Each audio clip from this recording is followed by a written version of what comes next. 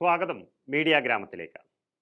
സത്യത്തിൽ പത്മജ വേണുഗോപാൽ എന്ന ചാട്ടക്കാരി നേതാവ് കേരള രാഷ്ട്രീയത്തിൽ ഉണ്ടാക്കിയിരിക്കുന്ന മാറ്റം എന്ന് പറയുന്നത് തൃശ്ശൂരിൽ സുരേഷ് ഗോപിയുടെ വിജയസാധ്യത ഇല്ലാതാക്കി എന്നത് മാത്രമാണ്.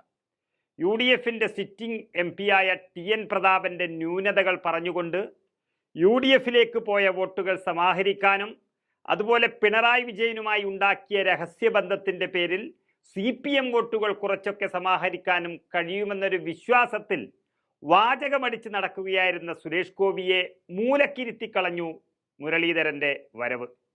അതോടെ സുരേഷ് ഗോപി ഒരു വലിയ സംഭവമല്ലാതായി മാറിയിരിക്കുന്നു തൃശ്ശൂരിൽ.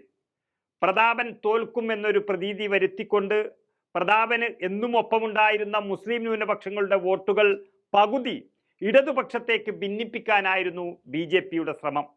മുരളീധരൻ എത്തുന്നതോടെ അങ്ങനെയുള്ള ഒരു സംഭവവും ഇനി തൃശ്ശൂരിൻ്റെ മണ്ണിൽ നടക്കാൻ പോകുന്നില്ല. ഇതിനെല്ലാം കാരണക്കാർ പത്മജ വേണുഗോപാലും അവരെ ഒരു ബോധവുമില്ലാതെ പാർട്ടിയിലെടുത്ത BJP നേതൃത്വവുമാണ്. ഇന്നലെയോടുകൂടി സുരേഷ് ഗോപി കണ്ടുവച്ച വോട്ട് ബാങ്കുകളെല്ലാം തകർന്നു കഴിഞ്ഞു. ഇനി പുതിയ വോട്ടുകൾ തേടി ഇറങ്ങേണ്ടുന്ന ഒരു ഗതികേടിലാണ് തൃശ്ശൂരിൽ സുരേഷ് ഗോപി. K മുരളീധരൻ വരുന്നതോടെ UDFിൻ്റെ കൈകളിലേക്ക് വന്നിരിക്കുകയാണ് തൃശ്ശൂർ.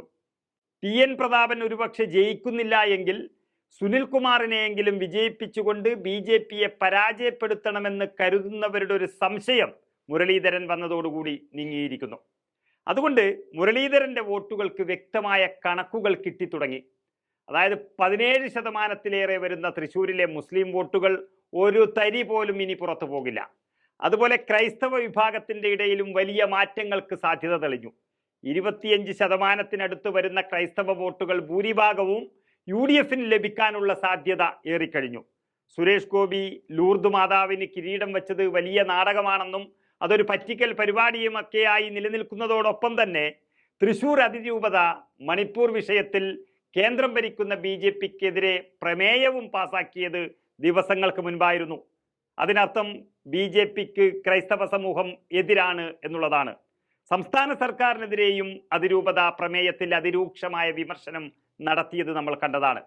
പക്ഷെ ഇതൊക്കെ UDFിന് അനുകൂലമാക്കിയെടുക്കാൻ പ്രതാപന് കഴിയുമോ എന്നൊരാശങ്ക മാത്രമേ ബാക്കിയുണ്ടായിരുന്നുള്ളൂ. പ്രതാപൻ അതിനുള്ള ശ്രമം ആരംഭിക്കുകയും ചെയ്തിരുന്നു. എന്നാൽ K മുരളീധരൻ എത്തിയതോടെ ന്യൂനപക്ഷ വോട്ടുകളുടെ ആശങ്ക മുഴുവൻ മാറി എന്ന് മാത്രമല്ല, വിഘടിച്ചു നിൽക്കുകയായിരുന്ന കോൺഗ്രസുകാരെ തന്നെ ഒന്നിച്ചു നിന്ന് പോരാടാനുള്ള ആവേശത്തിൻ്റെ കൊടിമുടിയിൽ എത്തിച്ചിരിക്കുകയാണ്. അങ്ങനെ പത്മജ വേണുഗോപാൽ 8ന്റെ പണി കൊടുത്തത് യഥാർത്ഥത്തിൽ സുരേഷ് ഗോപിക്കാണ്.